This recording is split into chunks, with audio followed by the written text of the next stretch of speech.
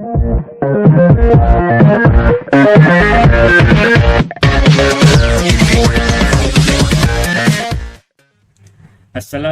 warahmatullahi ta'ala wabarakatuh. Murid-murid, berjumpa kita lagi dalam video cikgu ni. Ya, memandangkan PDPR kita telah bermula, so cikgu membuat video ni lah sebagai backup untuk sesi pembelajaran kita.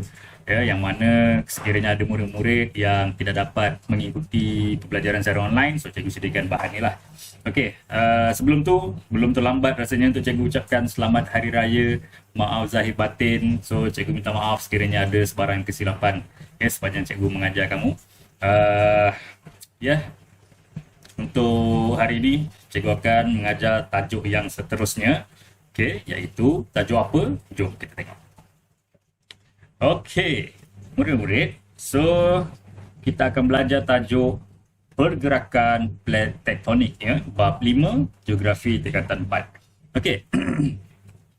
So kamu boleh keluarkan buku teks untuk rujuk buku teks, ataupun kamu boleh lihat teruslah pada video yang cikgu siapkan ni. Indeksi bab. Okey. Bumi terbahagi kepada 3 lapisan, iaitu kerak bumi, mantle dan teras bumi. Setiap lapisan mempunyai ciri yang berbeza.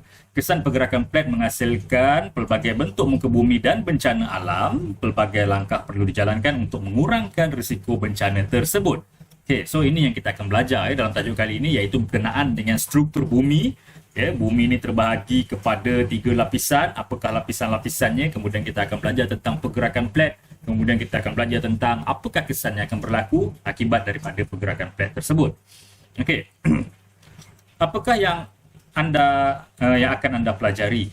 Okey, pertama, dapat menjelaskan kerak bumi, mantle dan teras bumi dalam struktur bumi. Yang kedua, menerangkan sempadan plat tektonik dunia. Yang ketiga, menghuraikan pergerakan plat tektonik. Keempat, menganalisis kesan tsunami, gempa bumi dan letusan gunung berapi terhadap manusia dan alam sekitar. Dan akhir sekali, menghuraikan langkah-langkah yang dilaksanakan bagi mengurangkan risiko bencana tsunami, gempa bumi dan letusan gunung berapi. Ini ialah objektif pembelajaran yang terdapat dalam bab inilah, bab 5 ni. Okey. Jadi video ni cikgu akan ringkaskan supaya untuk memudahkan kamu agar kamu tidak terlalu lama menonton video yang cikgu hasilkan. Jadi cikgu akan pecahkan video ni kepada 4 bahagian, iaitu struktur bumi, sempadan plat tektonik dunia, kesan pergerakan plat tektonik dan juga kesan tsunami, gempa bumi, letusan gunung berapi terhadap alam sekitar dan manusia. So untuk yang pertama ni cikgu akan menerangkan tentang struktur bumi. Okey. So, sama-sama kita lihat.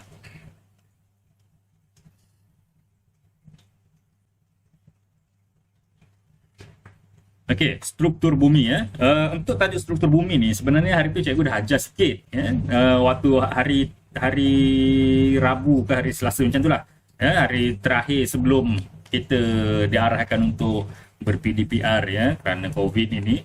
Dan pada waktu tu pun cikgu masih ingat tak ramai, hampir separuh daripada kelas cikgu yang tak hadir. Dan cikgu menerangkan secara ringkas sajalah. Jadi untuk memastikan kawan-kawan kita tak ketinggalan, so cikgu buat balik video penerangan ni. Okey. So kita lihat struktur bumi. Kita akan belajar tentang struktur bumi dulu. Kita berkenalan dengan bumi kita.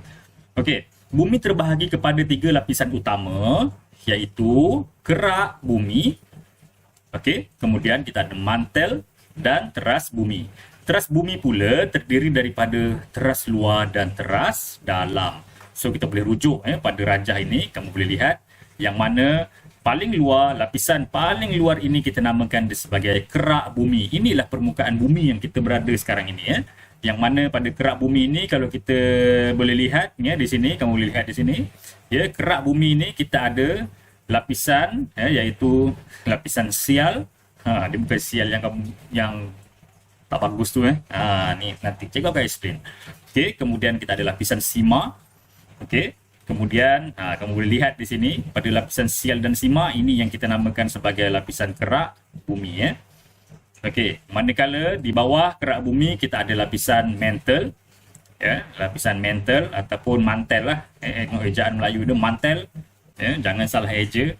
Okey, kemudian kita ada teras luar dan lapisan paling dalam ialah teras dalam.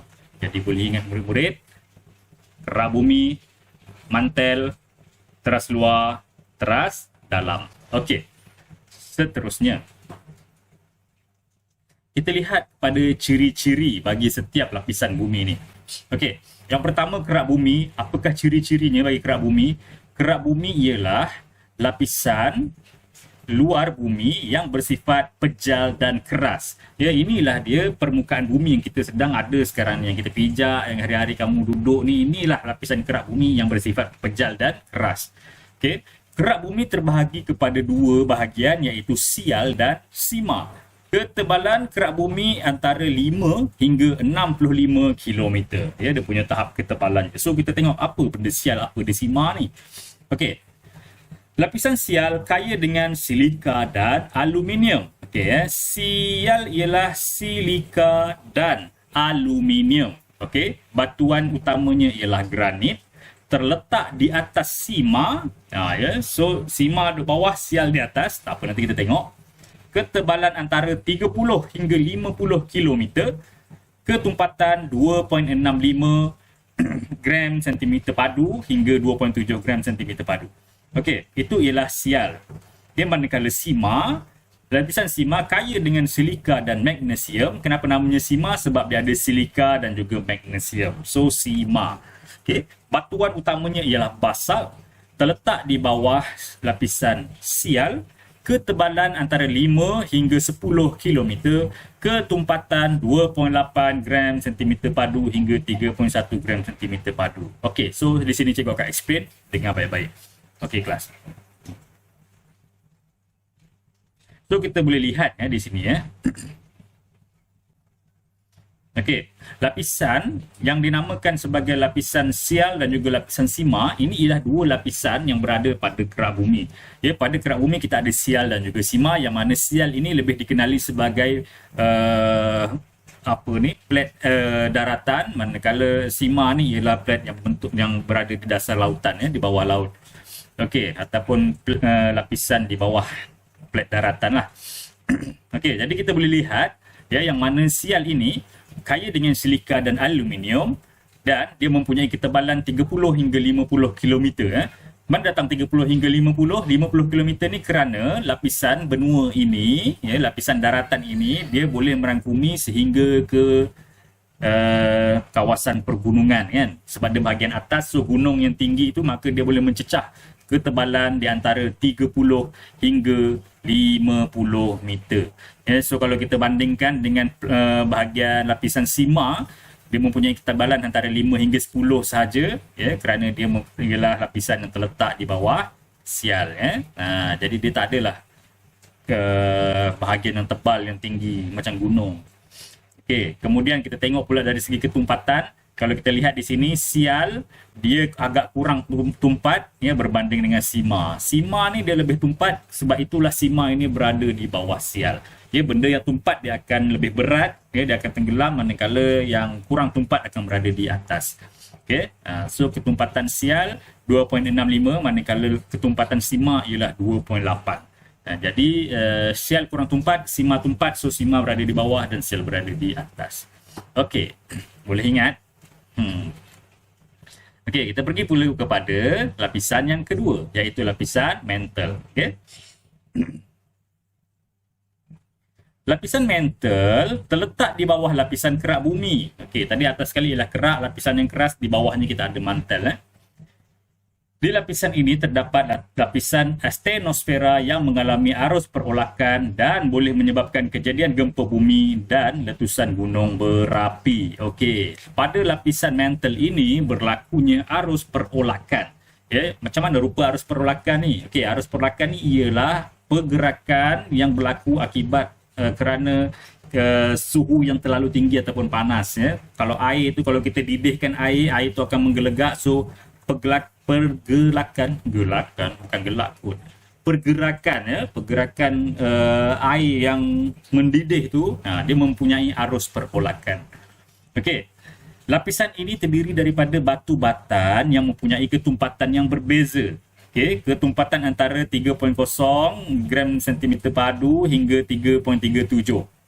Okay, ketebalannya ialah 2,900 km, suhu mantel antara 800 hingga 1,600 darjah Celsius. Ya, kita tengok di sini betapa panasnya lapisan mantel ini. Ya, lapisan mantel dipisahkan dari kerak bumi oleh lapisan ketidakselanjaran Mohorovičić.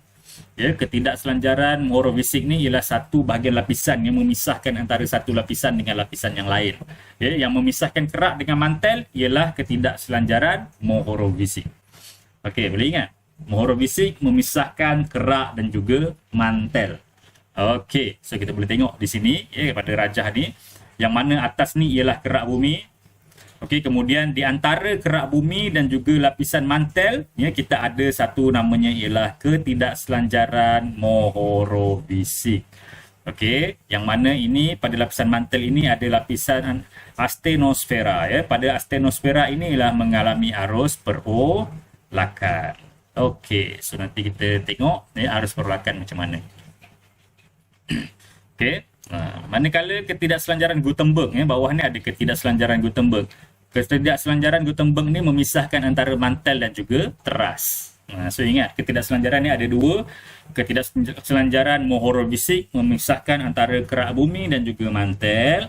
Ketidakselanjaran Gutenberg memisahkan antara mantel dan juga teras. Okey, so kita pergi kepada yang ketiga, iaitu teras bumi. Teras bumi dikenali sebagai barisfera. Ingat, barisfera. Yang tadi astenosfera.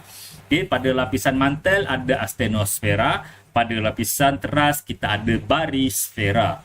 Lapisan teras bumi berada di bawah lapisan mantel. Ketebalan 3,480 km. Okey. Kaya dengan logam nikel dan besi, suhu di antara 3,000 hingga 5,000 darjah Celsius panasnya. Teras bumi dipisahkan dari mantel oleh lapisan ketidakselanjaran Gutenberg. Okey, teras bumi terbahagi kepada dua bahagian, iaitu teras luar dan teras dalam. So kita boleh lihat di sini apakah ciri teras luar dan teras dalam. Teras luar, batuan teras luar dalam bentuk cecair. Ya, dia kata teras luar ni dia dalam bentuk cecair. Ketebalan 2,250 km, ketumpatan 10 gram cm padu hingga 12.3 gram cm padu. Okey, suhu mencapai 3,000 darjah Celsius. Manakala teras dalam pula terdiri daripada batuan pepejal, ketebalan 1,230 km. Okey, teras luar lagi tebal daripada teras dalam. Ketumpatan antara 13.3 hingga 13.6. So kita boleh tengok dia punya ketumpatan dia. Kalau teras dalam dia lebih tumpat berbanding dari dia punya teras luar. Suhu mencapai 5,000 darjah Celsius. Ya, so kita tengok walaupun suhunya mencecah hingga 5,000, tapi dia punya sifat batuannya ialah pepejal. Ya, manakala teras luar ni walaupun suhu dia sekadar 3,000, tapi dia telah membentuk batuan cecair. Ini membezakan struktur batuan, manakala menunjukkan bahawa teras dalam ni mempunyai struktur batuan yang jauh lebih keras lah, dan lebih tahan panas. Okey, so inilah ciri-ciri ataupun struktur bumi. So cikgu nak kamu ingat setiap lapisan. Okey, cikgu ulang semula. Struktur bumi ada 3 bahagian. Kita ada kerak, mantel dan juga teras. Kerak bumi ada 2 lapisan, iaitu lapisan sial yang berbentuk daratan, manakala lapisan sima yang membentuk lautan, lapisan di bawah daripada lapisan sial. Okey, kemudian kita ada mantel. Mantel satu lapisan yang berlaku arus perolakan di bahagian astenosfera. Okey, manakala bagi kerak bumi pula terbahagi kepada 2, iaitu bukan kerak bumi, manakala teras bumi terbahagi pada 2, iaitu teras luar dan juga teras dalam. Okey. So cukup dulu sampai sini dan kita akan jumpa dalam video yang seterusnya.